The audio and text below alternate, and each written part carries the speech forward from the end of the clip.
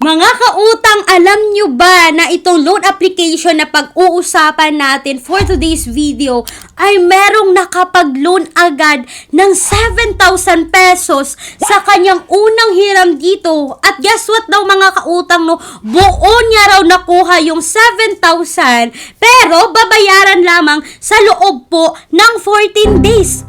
So ngayon mga kautang, for today's video ay sinubukan ko talagang utangan itong loan application na to dahil ang dami talagang nag-message dito sa akin na gusto nilang i-review ko itong loan application na to. Dahil itong loan application na to mga kautang is always talagang makikita yung advertisement nila sa Facebook na nag-o-offer raw ito up to 90,000 pesos yung credit limit na ibibigay nila kapag siguro kayo ay repeat loaner na dito kasi nga first loan ng isang commenter ko dito is 7,000 agad sa unang hiram. Pero bago yan mga kautang, bago natin yan pag-uusapan, abangan nyo dahil bukas na po ipamimigay ko na sa 30 katao yung tig 100 pesos GCash. So mga kautang, 3 days lang yung ibibigay ko. Kapag hindi nyo na-claim, ay ibibigay natin sa iba at mag-spin the wheel ulit ako para maipinibigay natin sa iba.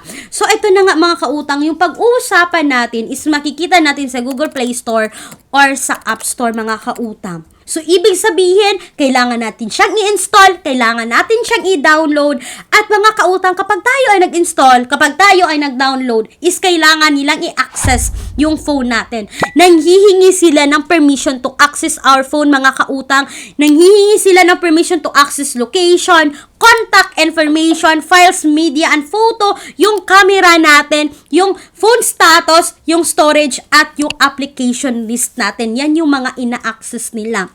So, isa-isip na talaga agad natin mga kautang na nakukuha nila itong mga ito. Pero, kung ayaw nyo sa mga ganito, like mag-install at mag-download, may mga alternatives loan app din tayo mga kautang na ilalagay ko yung link sa description box or sa pen comment section ng video na ito. At itong mga loan application na ito is meron ding 30 days repayment, meron ding 14 days repayment, at meron din itong 0% interest na payables lamang in 7 days. Pero isipin na natin, 0% nga, pero 7 days nga lang. So, ito na nga mga kautang, back na tayo dito sa pag-uusapan natin loan application. So, merong nag-comment sa akin dito mga kautang. Sabi niya, good afternoon ma'am, pa-review po ng Zep Peso. Thank you po. At sa comment na ito mga kautang, merong nag-reply dito ng isa ko pang commenter. Sabi niya, meron akong Zep Peso, 7,000 pesos. Buo ko pong nakuha. Kaso, ang laki ng interest at babayaran in 14 days.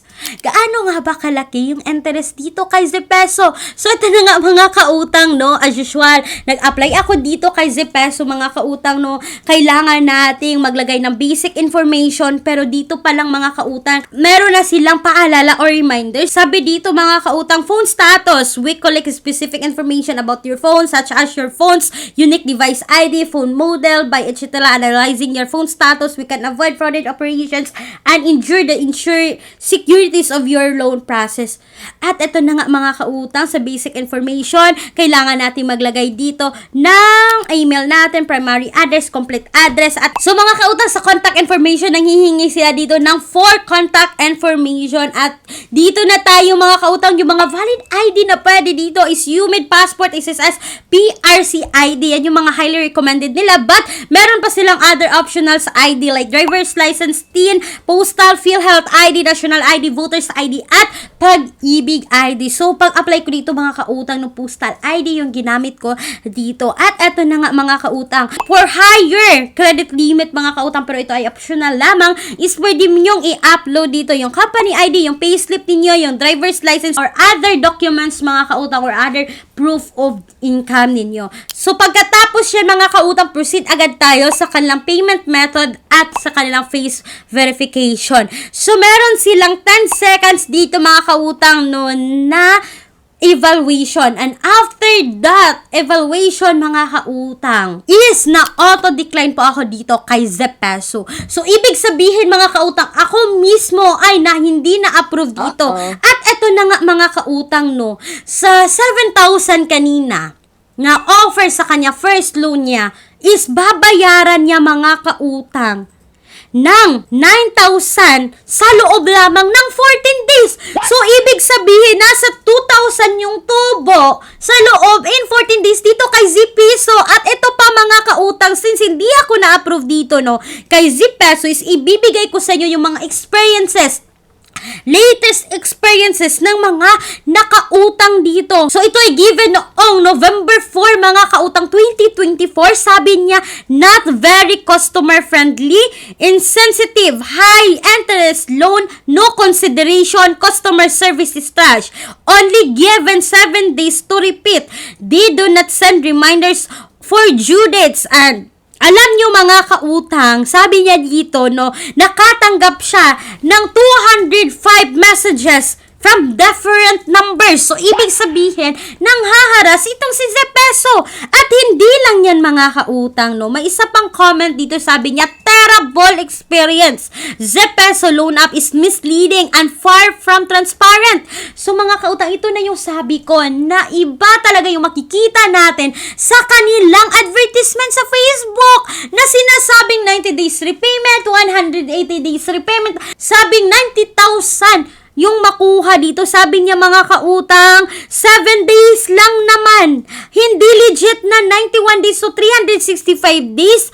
At alam nyo mga kautang, no? Sabi niya, wag niyong subukan si Zpeso. At hindi lang yan mga kautang. Ito pang nag-comment ha, sobrang taas ng interest. I didn't recommend this app. I only loan 2,000. Pero mga kautang, babayaran niya ng 3,743 in total sa loob lamang ng 1 week. Sabi pa niya dito mga kautang, no, hinide nila yung interest and fees doon sa app kapag kayo ay first time loaner. So, ibig sabihin, walang buong detalye yung makikita mo dito. 2,000 lang yung nakita niya dito. Pagka-click niya ng 2,000, dyan pa siya na surprise na ang laki pala ng babayaran. Isipin nyo, 3,743 in 7 days. So, ibig sabihin mga kautang, no, merong nakapag 7 days dito, merong ding nakapag 14 days. So, iba-iba yung loan term dito kay Zpeso. Kasi mga kautang sa 7,000, 14 days niya babayaran. But 2,000, 7 days niya babayaran. So, iba-iba. Bakit ganito, Zpeso? Bakit iba-iba yung loan term sa pagbabayad dito, mga kautang? At hindi lang yan. Sabi pa ng isang komentar dito, no, sa 2,000 babayaran niya ng 3,500 in 7 days. Yung isa, mga kautang, 3,743 in 7 days. But itong isa is 3,500 in 7 days. Mga kautang, itong si Zpeso, para siyang si Margold. Nakakatawa. Mga kautang, huwag niyo itong subukan, para siyang si Margold. At hindi lang yan, no? Ang pinaka-worst dito kay Zpeso, mga kautang, no? Ang lalaki pa ng interest ng loan application na to. But, nako, ito po ay naka-SEC registered at hindi lang yan, ito rin po ay submitting entities sa CIC. Ito po mga kautang ay under ng Treasure Ball Fintech Lending Corporation. So mga kautang, makita nyo dito, Zpeso Online Cash Loan under ng Zpeso Fintech Bat. Sinearch ko talaga siya mga kautang. Ang lumabas is Treasure Ball Fintech Lending Corp at ito po ay submitting entities dito sa CIC. Paano mo mababayaran itong ganito kalaking interest in 7 days? So mga kautang, hahatakin lamang pababa ng loan application na to yung good credit record ninyo. What if wala pa kuya yung mga overages dito sa ibang mga utangan na submitting entities at dito nasubukan mo itong si Zpeso, hindi nyo nabayaran? So, nasisira yung good credit record nyo dahil lamang dito sa loan application na to kapag hindi kayo nakabayad on time. At hindi lang yan mga kautang, para talaga siyang si Margold, no? Sabi ng isang loan application na nanghaharas, gumagamit ng iba't ibang number to remind you ng due mo. Isipin nyo mga kautang, no? Kay Margold, no? Kung maalala nyo, sa 3.5 na offer, 2.1 mo lang yung ma-receive at bayaran mo ng 3.5 in just 7 days also. So mga kautang, please, pag-isipan nyong mabuti. Huwag magpapadala-dala sa mga ano-ano mang makikita nyong advertisement nila sa Facebook. Always ko to talagang nakikita eh. kahit ano mga kautang nandito sa mapa YouTube man yan, mapa Facebook man yan, ay nag-a-ads itong si Zep Peso. 90,000 raw. Bababa ang interest. But, hindi naman talaga legit mga kautang. So, sana po ay nakatulong itong video na to sa inyo mga kautang.